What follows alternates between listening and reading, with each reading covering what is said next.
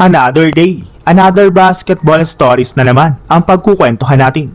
At ngayon nga ay pag-uusapan natin ang balitang bagong roster ng Miami Heat ngayong offseason at ang kalalabas pa lang na posibleng trade ng Denver Nuggets at Golden State Warriors.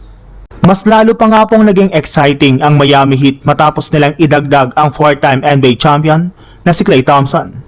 Matapos nga pong makipagkasundo si Thompson sa Dallas Mavericks para sa isang buyout, inaasahan nga po siyang sasali sa Miami Heat matapos maklear ang waivers.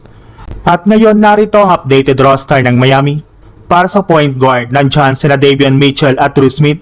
Sa shooting guard, si Klay Thompson na ang malaking bagong pangalan kasama sina Tim Hardaway Jr. at Myron Gardner. Sa small forward, nandyan si Andrew Wiggins kasama sina Ryan Conwell at Simone Fontecchio. Sa power forward, mayroon silang superstar na si Giannis Antetokounmpo kasama sina Pelle Larsson at Nikola Jovic. At sa center, si Bam Adebayo ang pangunahing sandalan habang si Bobby Portis naman ang isa sa mga importanteng reserve. Kung pagbabasahan nga pang roster na ito, ang magiging projected starting five ay bubuhin nila Davion Mitchell, Klay Thompson, Andrew Wiggins, Giannis Antetokounmpo at si Bam Adebayo. May speed at depensa si Davion Mitchell habang si Klay naman ang magbibigay ng elite perimeter shooting. Si Wiggins ang maaaring tumulong sa two-way game habang si Giannis at Bam ang magsisilbing pangunahing puwersa ng Miami Heat sa loob ng court. Sa ibang balita naman, may bagong pangalan na naman nga pong lumulutang bilang posibleng target ng JSW sa trade market at ito nga po ay walang iba kundi si Zach Nnaji ng Denver Nuggets. Matagal nang lumalabas sa trade rumors si Nnaji lalo na dahil naghahanap ang Denver ng paraan para maalis ang kanyang kontrata. Naiulat din nga po na bukas ang Nuggets sa pag-trade sa kanilang forward at dati nang naiulat na maaari nga po siyang isama ng team sa isang trade package. Para naman sa Warriors, maaaring maging interesting option si Nnaji dahil kaya nga po niyang maglaro bilang forward o small ball center.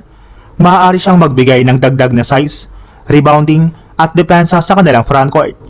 Noong nagdaang 2025-2026 season, limitado man ang kanyang role sa Denver, nagtala nga po siya ng humigit kumulang 3.7 points, 2.6 rebounds, at 0.5 blocks per game. Kaya kung makukuha nga po siya ng JSW sa tamang halaga, maaaring maging low-risk move ito para dagdagan ang kanilang frontcourt depth. Dahil may kontrata pa siya at hindi naman kalakihan ang naging production niya nitong nakarang season, kailangan maging maingat ang Golden State sa magiging trade package. Sa panig naman ng Denver, ang pag-trade kay Nnaji ay maaaring makatulong para magkaroon sila ng mas malaking flexibility at makapaglaan ng roster spot para sa ibang players. Sa ngayon nga po hindi pa ito isang official na trade, pero kung patuloy na naghahanap ang Warriors ng dagdag na big man, maaaring maging pangalan si Zach Nnaji na dapat bantayan.